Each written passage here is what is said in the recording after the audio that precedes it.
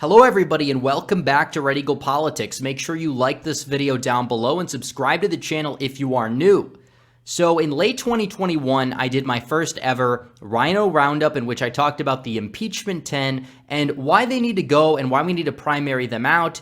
And the Impeachment 10 are obviously the 10 worst, some may say RINOs, some may say establishment Republicans in the entire Congress as we speak. However, they're not the only bad ones. We have a lot of work to do. It doesn't just start with these 10 people and stop with these 10 people. There are a lot of shills and RINOs and weaklings and backstabbers within the Republican Party.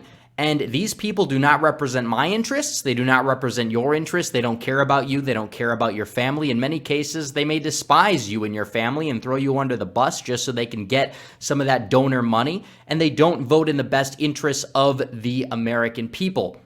And it's not just limited to the 10 people who decided to stab Trump in the back. I mean, that's a big part of it. Those people need to go, but there's a lot more. Some people might put up a front and they might say, oh, I oppose impeachment.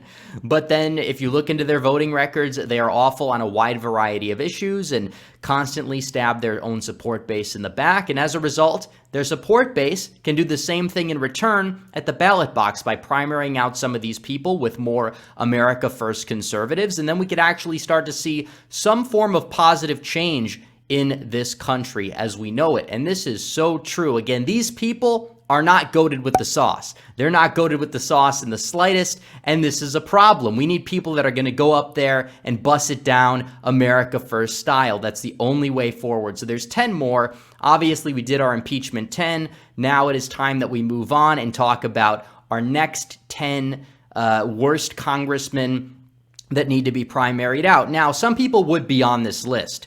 Don't get me wrong. We just had the Texas primary. Dan Crenshaw would have absolutely made this list if the Texas primaries were coming up, but I didn't exactly have time to do one beforehand. But still, we did have a silver lining. Van Taylor, corrupt establishment RINO, married an ISIS bride. He's out. So we got one RINO down. We have many more to go. Hopefully, many more will be ousted in the upcoming primaries that we have. Obviously, Texas is the only state that had their primaries so far. So we are going to get into all of this right here. We have the list up, and we're going to go congressman by congressman. I'm going to explain why they are weak, why we need somebody better, some of their worst votes and some of their worst attributes that are either just like overlooked or people need to know more about them. And I'll also tell you guys who to support and who to donate to that can actually get these people out. Again, some of these are going to be more primariable, and some of these candidates are going to be more easier to beat than others. I understand that. Some of them are long shots, but either way, here we go. The next 10 worst Republicans in Congress as we speak that need to be primaried out. So we'll put the list up on the screen, but first I have to tell you guys about redeaglepolitics.com. If you want exclusive videos, make sure you sign up. If you want to join the Discord, get access to all of my exclusive articles, you can do so for just 16 cents a day. Again, we just dropped a video not too long ago about the worst article that I think I've ever read in a long time from the National Review. We did a review of that article written by a neo-never Trumper, but also we have dozens of videos and articles for you guys as well as the Discord, so make sure you sign up. The link will be in the pinned comment down below. But here we go.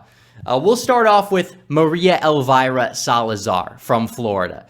Now, a lot of people saw her on Tucker yesterday in which she basically said that we need to do everything we can possible to defend Ukraine because her district is filled with Cubans or something like that. She also supports amnesty, which is even worse considering the fact that she admits that Republicans are going to struggle to win another election ever again because of mass immigration, because of amnesty, yet she still supports amnesty. And she also voted for gun control this year.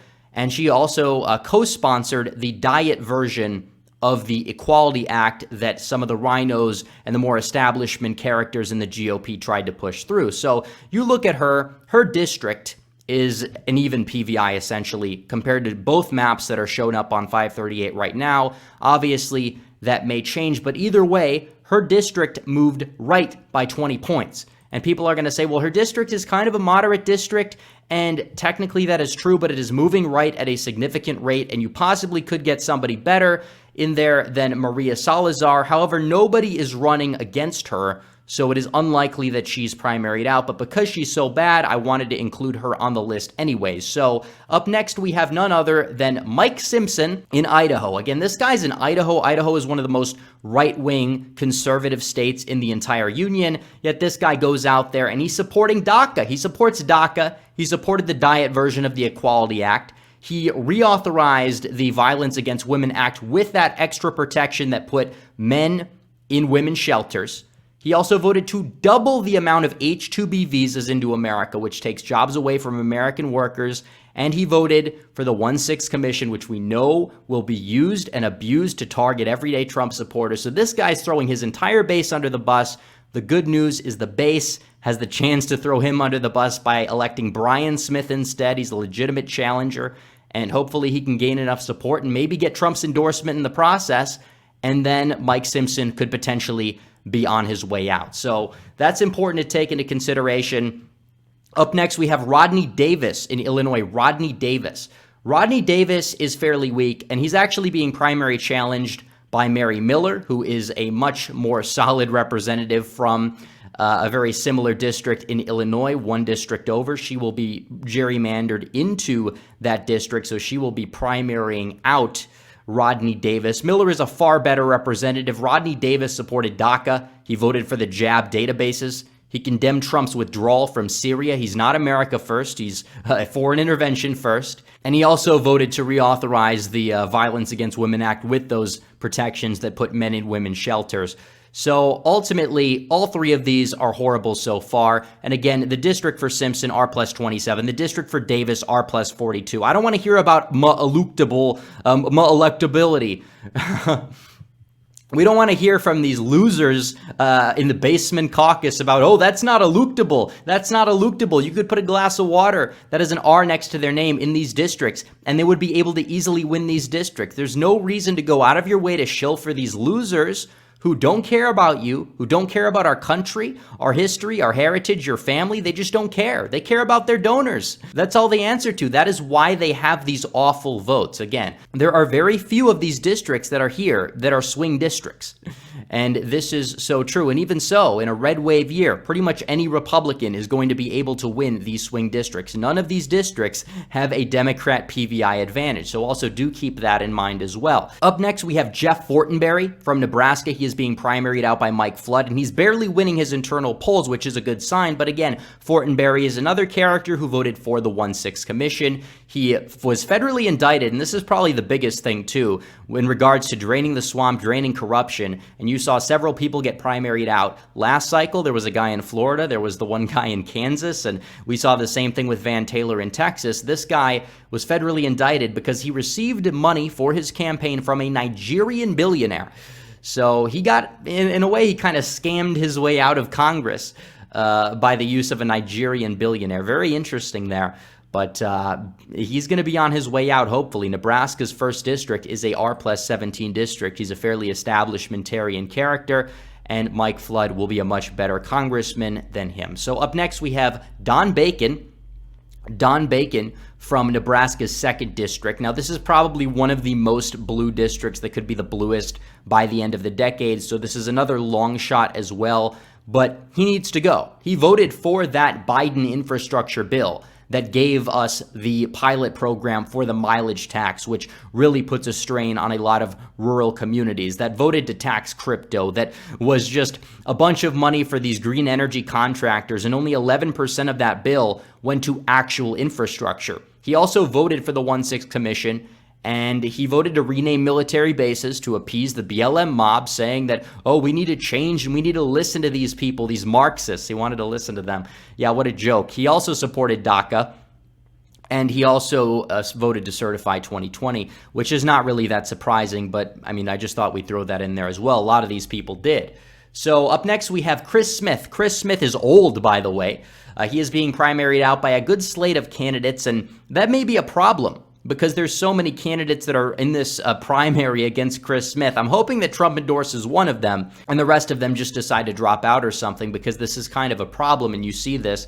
where if you don't have runoffs, but you have multiple primary challengers, that it can kind of be an issue. I mean, you look at Ohio with the governorship. DeWine's popularity in the GOP is below 50, but you have Blystone and then you have Renacci, and they're splitting the vote. They're down there at like 25% apiece. Then it's going to be an issue.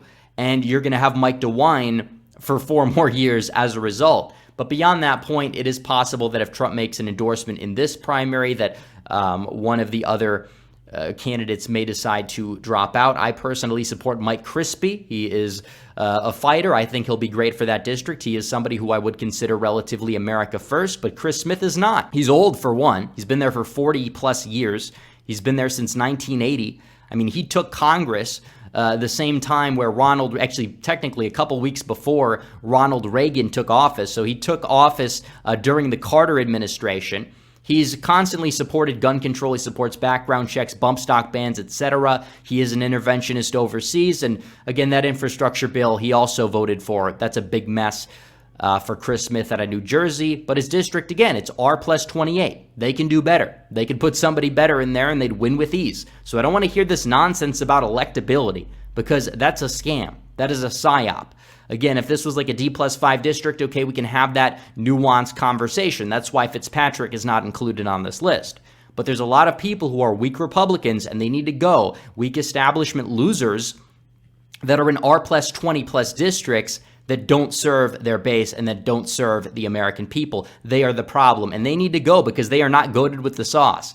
And we need to get some people in these districts that, like I said, are goated with the sauce and bust it down America first style. It is so true. Up next, we have Chris Jacobs from New York's 24th Congressional District. He is being primaried out by an America first warrior named Andrew McCarthy. Again, this one might be one that people will say is a long shot, but it's possible that McCarthy could get Trump's endorsement, and if he does, it would be impressive, and it would possibly give him the boost needed to really win that primary. But beyond that point, Jacobs is boring. He was a RINO in the state Senate. He voted to fund abortion and Planned Parenthood. He supported forms of red flag law legislation and prevented people that committed certain minor crimes from being able to access firearms. And he also voted for the 1-6 Commission as well. And Andrew McCarthy is somebody who supports an immigration moratorium. He actually wants to take on and tackle big tech. He's somebody who would be a massive upgrade over Chris Jacobs. Chris Jacobs is not the worst person on this list, but still, ideally, he needs to go. Up next, we have none other than Nancy Mace. I don't want to spend too much time on Mace because I did cover her in that South Carolina documentary that I did, and we talked about her at length. But again, we know that she basically supports BLM. She buys the same narratives that BLM jumps to support at. She will do the same thing. We understand that she doesn't even want to overturn Roe v. Wade. She also is a very staunch supporter of gay marriage, and she's somebody who grifted off of Trump's name. She ran a pro-Trump primary campaign, tied herself to Trump to galvanize support. She grifted off of his name and then stabbed all of her supporters in the back. She said she only didn't vote for the impeachment after Trump already left office because it was a rushed process. So apparently if it took a week longer, she probably would have voted to impeach as well. But the good news is that Trump has already endorsed a primary challenger to her. He endorsed Katie Arrington. Katie Arrington defeated Mark Sanford in the primary in the district in 2018. She did lose by like a point, but that's because it was a blue wave year and she got into a car accident and she was not able to campaign. This time, hopefully no car accident will take place, and the district has gotten redder since. So it should be an easy victory in the primary and the general election for Katie Arrington at the rate that things are going. So up next, we have none other than the poorly, just unfortunately named representative from South Dakota, Dusty Johnson. You can call him Dusty Johnson. You could call him soiled phallus, uncleaned penis, dirty dick, whatever you want to call him. You could just add up the nicknames, but Representative Ding Dong over here, he voted to override Trump's national emergency at the border. Our country is literally being invaded. This is the textbook definition of an invasion. You have people walking into the country. We do not know who they are. They're coming in by the millions. In 2021 alone, you had 2 million people. But according to Dusty Johnson and his donors who love the cheap labor, no, that's not a problem whatsoever. And he voted for the 1-6 Commission. He supported Liz Cheney all the way until the end. And beyond that point, he's just so weak, and he's being primaried out by Taffy Howard, who's a very staunchly conservative America First state legislator. Personally, I think that that's a primary challenge that may come into fruition. Hopefully, she will get Trump's endorsement. And up next, we have none other than David McKinley from West Virginia's 1st District. Again, he's old. He's very old. He's been there for so long. He's not the worst person on this list, besides the fact that he voted for the 1/6 commission, but you have an opportunity to get an upgrade.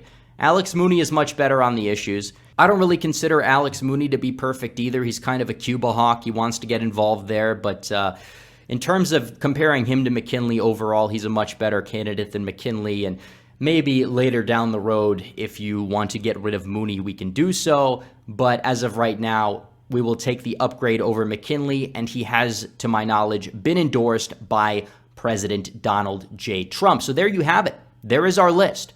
All of those candidates, we can get rid of them. We can get the upgrade. We need the people in there that are goated with the sauce, and as you guys know what that means by now. So that's all we need, and we can have this country back eventually. You have an America First Congress compared to where we were before. And obviously, there's a lot of work to do. This election cycle is very important. It's very imperative, but it's not going to fix everything. We need to understand that. This is going to be a very long process. But if we can get the ball rolling now, and we already have, I consider it a very good thing. 2018, you saw a lot of these squishy, weak establishment characters lose in a lot of these suburban districts. So much for electability, right? A lot of these people lost. I mean, you saw what happened in Colorado. You saw what happened in Virginia. A lot of these candidates who were very weak and establishmentarian went down. You saw a lot of others retire. Paul Ryan has retired. Now we got to go after the next, big thing in our way, McCarthy. Hopefully we can get a new speaker, and hopefully we can get a new majority leader in the Senate, and we can be well on our way to greatness. But it just depends on what happens in these primaries and what happens in these ensuing elections. So just make sure you stay alert. But anyways, guys, thanks for watching this video. Make sure you like this video down below, comment down below, and subscribe to the channel. Hit the bell for notifications so you never miss another video. Follow me on social media. The links are all in the description down below. And join the website. The link is in the pinned comment. As always, guys, thanks for watching. Red Eagle out.